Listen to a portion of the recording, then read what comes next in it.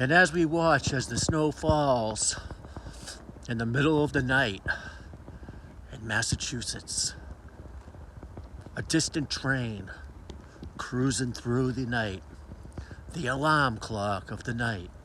If you're lucky, you can sleep through it. Otherwise, you get awoken by your special friend, the train. Some nights is worse than others. Tonight's not that bad. So as we sit and watch the snow that never ends in Massachusetts, just light, fluffy, wet snow falling to the ground and dissipating to water, except in your driveway. Street, driveway,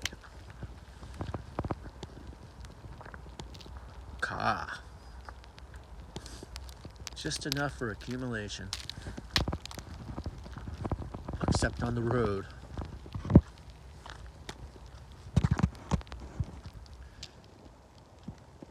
And tonight, he's not making as much noise as the distant freight train comes barreling through to its destination of goods, and Lord knows what else is on that train.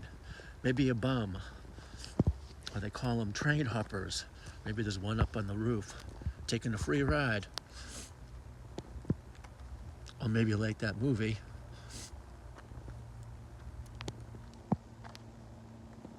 I'm trying to think of that movie.